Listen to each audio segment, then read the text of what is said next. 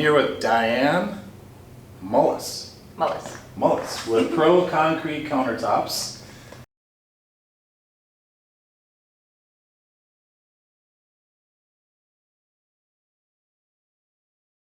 And took a tour of the place. It's pretty sweet. You got some unique stuff going on.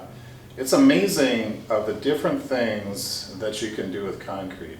For whatever reason, immediately I started thinking about bending concrete, right? Crazy stuff. Putting lights in concrete, doing all kinds of different colors and shapes and benches and sinks and counters, and yeah, it's amazing.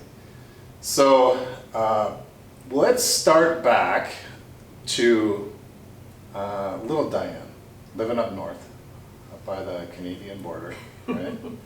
And progress, give us some highlights along the way to where you are now, starting this business. So you want me to start way young, Dian? Yeah, Okay. yeah, a little bit. So, you know, some highlights, I guess. I pretty much grew up on a farm.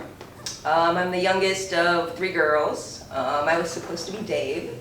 So I kind of fit at least I'd say I'm probably a tomboy, I guess. Yeah, doing this type of work anyway, right? Doing this type of work. Are you a tomboy outside of work? Do you like to get dirty in the mud, or? I have a motorcycle. Oh, you do? I actually have the fastest sport bike they make. Really? Yes. What is that bike? Is it like a Ducati, or? It is a Ninja H2. It is a supercharged 1000. Supercharged 1000. So what did they say the top speed on something like that is? Do you know? Just super fast. It's over 200 miles an hour. My motorcycle's 273 horsepower. Oh my gosh. It's extremely fast. Have you gotten any trouble on it? I've gotten fairly large number of speeding tickets.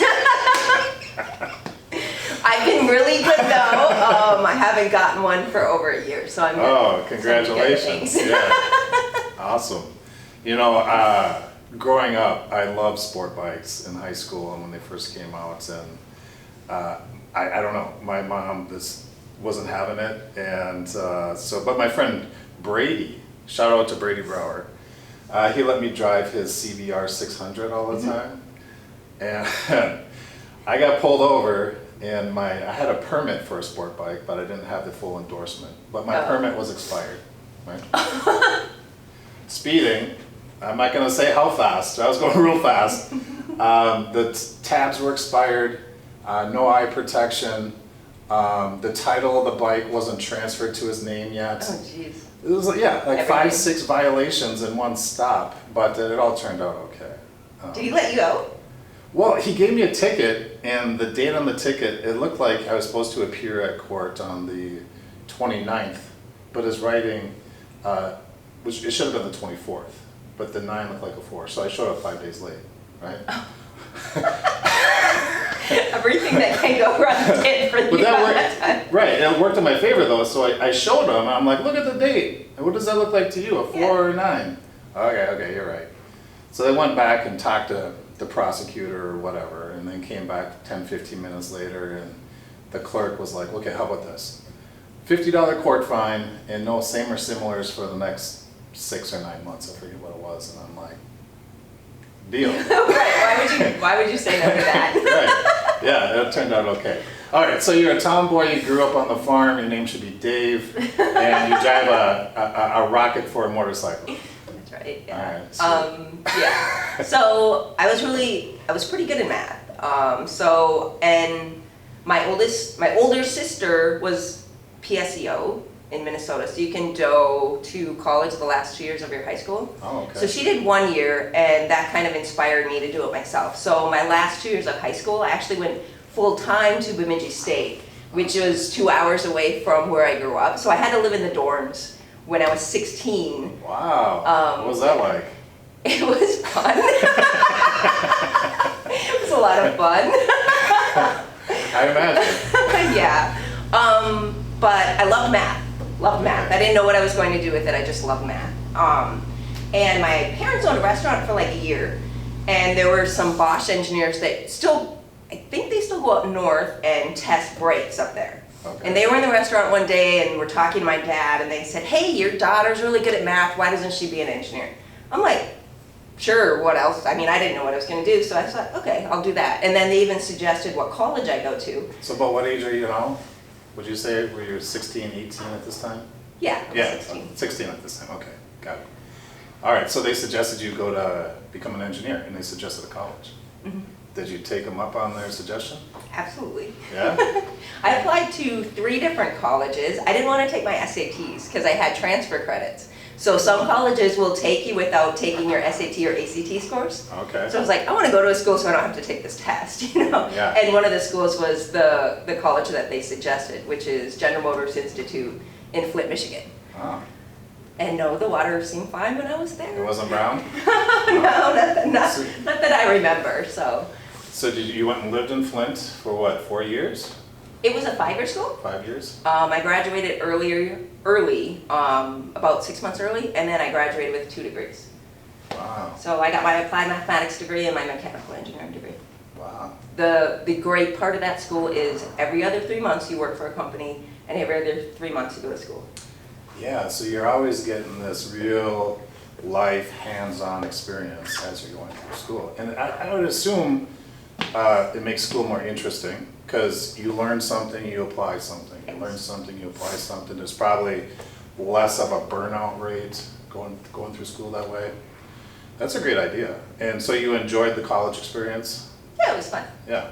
All right, so you graduate from, what did you say, is it General Motors? Institute. Now it's Institute. called Kettering University. Okay. So General Motors Institute, General Motors founded the school. Okay. They wanted to have their own school to train engineers. Eventually it was, I don't know if it was purchased by someone else or exactly what, but now it's called Kettering University. Okay. And then what? You go to work, right? Yeah, I went to work. Since one of my internships was a supplier to Johnson Controls. Johnson Controls, when I worked with them, they said, hey, we want to hire you when you graduate. So I worked for them in Holland, Michigan for about 6.5 years as a automotive advanced engineer. And were they, did you say, were they one of the people that you worked for 3 months while you're going to school? Did you have I did experience? not. No? I just had experience with them because they were a customer of someone that I had worked for. Oh, okay. 6.5 years. Then, I don't know, the grass is greener, people move on, so then you went to? I moved actually back to my mom's house. Oh, okay. In Warroad, Minnesota. So she lived in Warroad. I grew up in Williams or Lake of the Woods. I went to Lake of the Woods High School. But my mom moved back to Warroad. She did live in Michigan for about a year. And then when my father died, he actually died about 6 months before I graduated college. Okay. And then she moved back up north. I stayed out in Holland, kept working. I split up with my husband at the time and moved back in with my mom with my 2 kids. Okay. And so did you say you grew up in Lake of the Woods? Interesting. So how does that, I mean, people go up there to visit or vacation once in a while. So how does it compare to living up there to where you live now? Where I live now? Yeah. Well, so let me go back to like when I moved to Flint, Michigan, I cried for a week. Because I was 18, I grew up, I mean, even Bemidji's a small college. Right. And it was just city, city, city. I kept getting lost. I had to ask people where to go. I had no one around me. I couldn't just drive home. Yeah. I cried for a week. And my dad was like, well, you're already out there. You're staying. You're going to school. I'm like, okay. And then, so I moved out a week before college started. So I had a week kind of just floundering around. Once college started, I was fine. Okay. But the first week was like, what am I doing? I'm only 18. It's funny because when I moved to Bemidji at 16, I had no problem. It was like, yes, this is great. Yeah. But moving to Flint was a shocker. Because of the small town versus big city, you think? Yes, it was just like constantly getting lost, not really knowing where anything was, just a bunch of strange people around me. I was like, I don't know anyone here. Didn't know a one person. So, yeah. I get it. All right, so where do we leave off? You're living in, did you say Holland? I lived in Holland, Okay, not the country of Holland, but No. Holland, Michigan. Michigan. And worked at a couple places. So did you leave that most recent place we're talking about to start this business, or was there some other employment involved? Did you work for any other companies? Yes, so after I left Johnson Controls, I moved back up north with my mom, worked for a outdoor wood boiler factory called Heatmore. Heatmore. I worked for Heatmore as their engineering manager for just over 6 years. Okay. That go okay?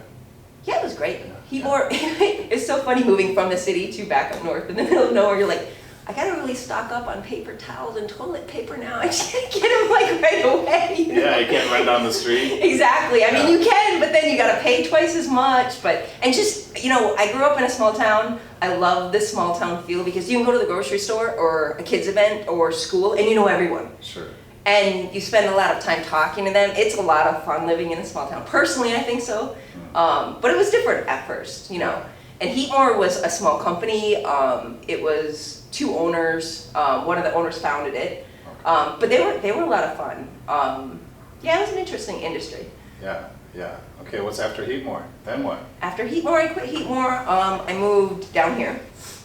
I worked for a company called Hamer Fish Frying. So they were Hamer when I first started there. They were an automated packaging company. I was hired as their engineering manager, eventually promoted to their engineering director. Okay, and that's I was there for 6 years. Yeah, I see a pattern. Yeah. So, and they were located in the Twin Cities? Plymouth. Plymouth, and when they merged with Fishbine was in North Carolina. And the name of that company again is Haymore? Is that what the last company was? Hamer. Hamer. And then what? They were a private equity company. They ended up getting a different CEO who restructured. So then I was looking for a job. And you found this? Well, yes. Yes. I actually found this before Hamer. Okay, so you're kind of doing this on the side. I was. Yeah, yeah, it's kind of a hobby of yours? Yes. And so what a strange hobby. You know, I don't know, gardening seems more reasonable. Not for but me. I do. I cannot garden. That's not a good thing for me. How'd you choose concrete? So, okay, so when I lived in Michigan, my first husband was a framer. We built a house together and we generaled it together.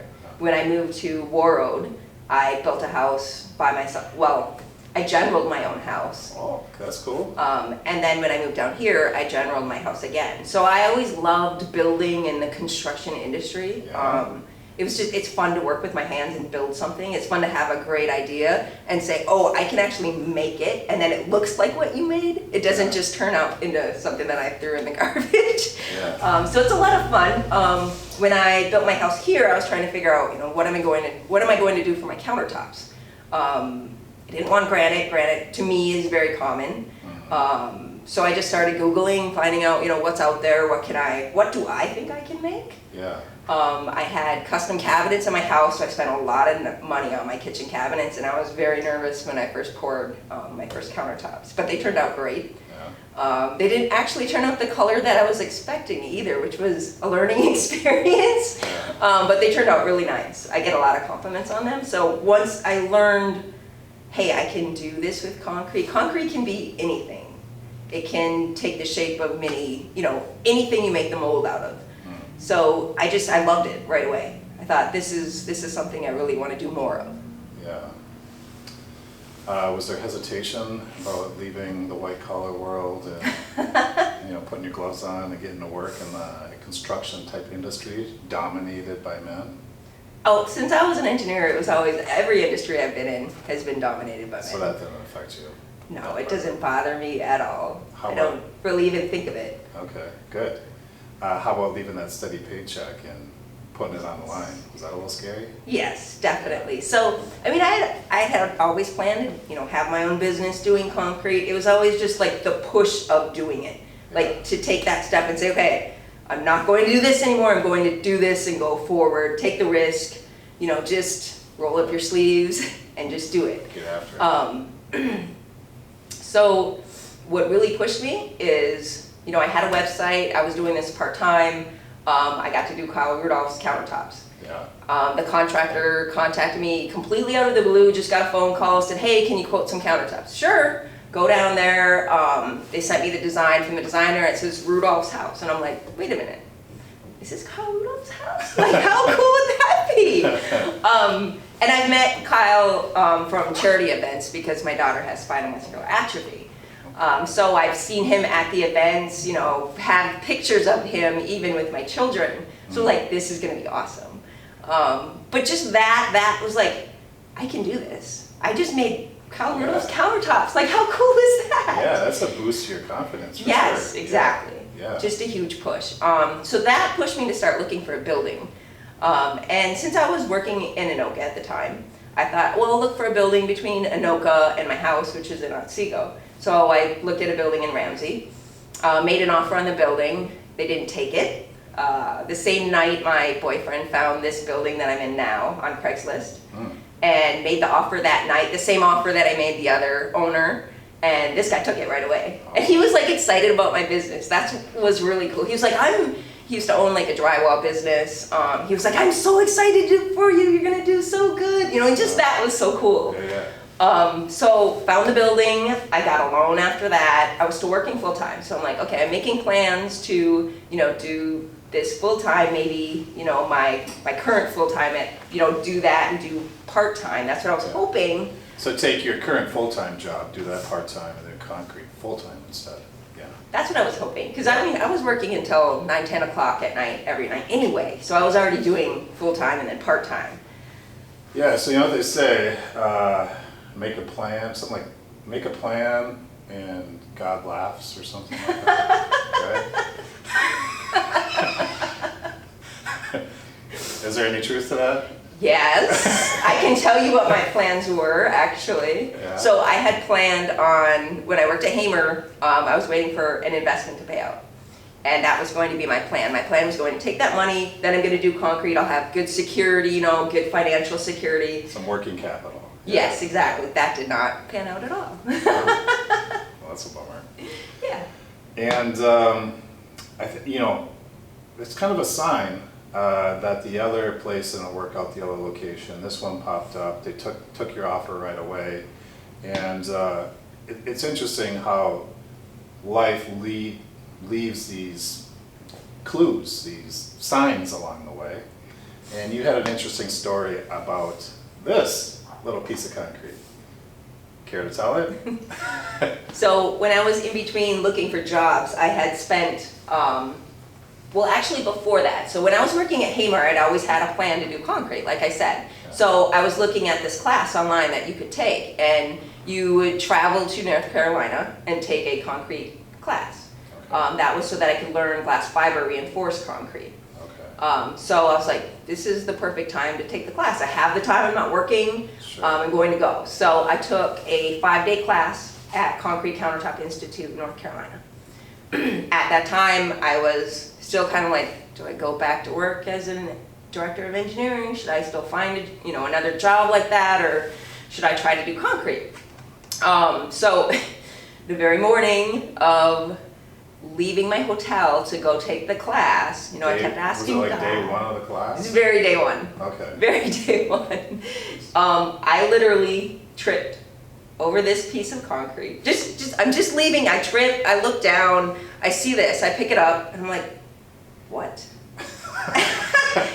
This is a cut piece of concrete, which is exactly what my dream has been. Right. And it's an absolute sign Yeah. from God saying, do this. Yeah. Like, how you trip over something. it's Right. crazy. So I kept this because I'm like, I have a great testimony and a great story from it, so. Yeah. My guess is if you didn't pick it up and kind of take it as a sign, maybe, I don't know, something like this would have fell through the sky right through your windshield, into your lap, and made it more obvious, but you listened. That's awesome. Yeah.